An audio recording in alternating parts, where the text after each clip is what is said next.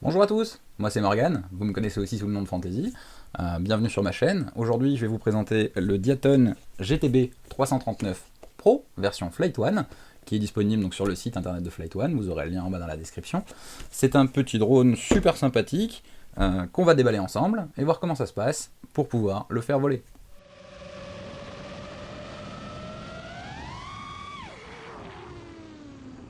Quand on ouvre le paquet, on se retrouve avec un joli petit Toothpick.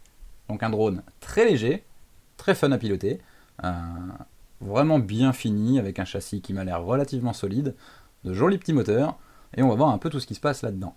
Donc, première chose, quand vous ouvrez la boîte, vous avez bien sûr le drone, un jeu d'hélice, des câbles pour votre récepteur radio, puisque comme vous pouvez le voir ici, le récepteur radio n'est pas monté à l'intérieur, vous devez vous-même ajouter votre récepteur radio avant de pouvoir jouer avec.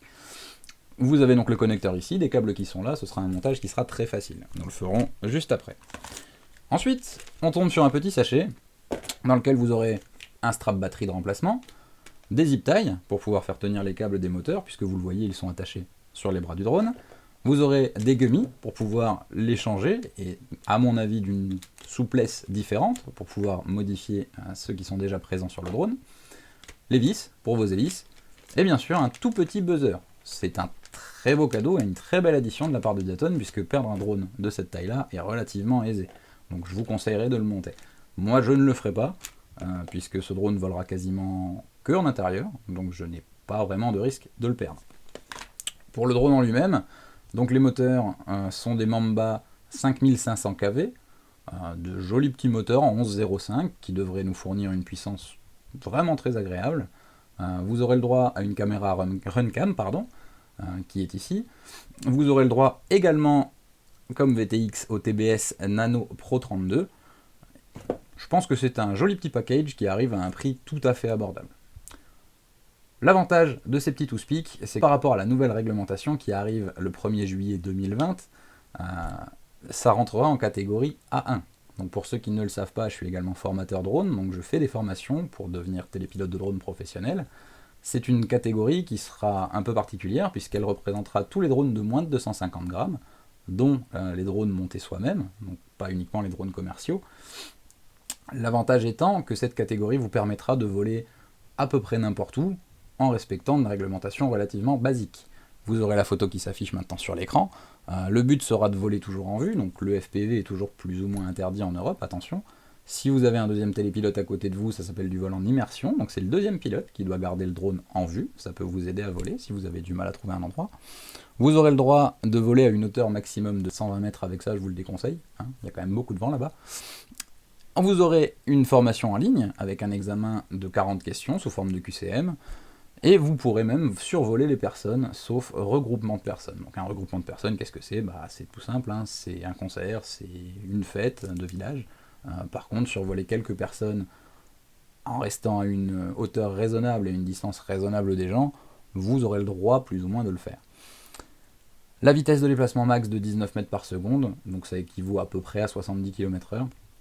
Je pense que cette petite machine peut les dépasser, mais ce sera à vous de rester sécuritaire. Allez, on part tout de suite et on va monter notre RX sur notre drone.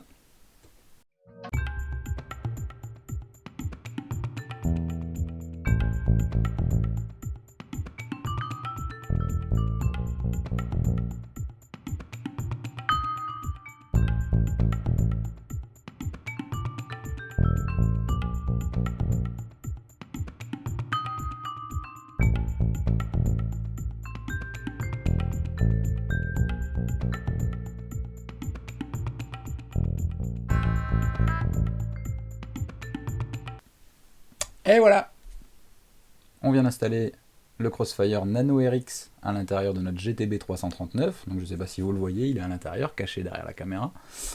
J'ai opté pour l'antenne sur le dessus. Pourquoi ? Parce que je vais peut-être en faire un Toothpick long range pour le fun. Voilà, Wild Willy l'a fait avec Preston, vous avez pu le voir dans une des vidéos de la chaîne Flight One. Je vais peut-être tenter mon coup. En tout cas, maintenant, on va voir si ça fonctionne. Donc pour vérifier ça, c'est tout simple. On va prendre notre radio. Bienvenue sur OpenTX. Toujours aussi chiante cette voix. Et on va tout simplement entrer dans notre script Crossfire, le mettre en bind. Vous vous retrouvez avec la lumière verte qui clignote derrière. Lui, vous le laissez dans son coin. Et on branche le GTB 339. Cette prise est super dure. Ça suffira.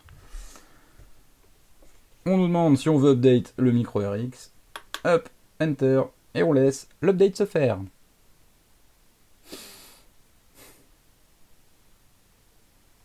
Non, je suis en train de faire genre c'est très long, mais rien que de pouvoir le faire comme ça,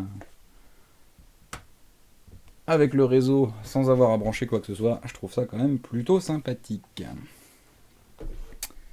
Toujours poser votre radio un peu à l'écart, ne jamais la tenir trop près du récepteur, ça peut vraiment tout cramer, d'accord ? En fonction de la puissance que vous utilisez. Le receiver est en train de s'update. C'est que tout fonctionne. On se retrouve dans la prochaine vidéo pour faire la configuration de Falco X et pouvoir enfin aller tester cette radio en vol. Allez, merci à tous, merci d'avoir regardé et à bientôt. Ciao!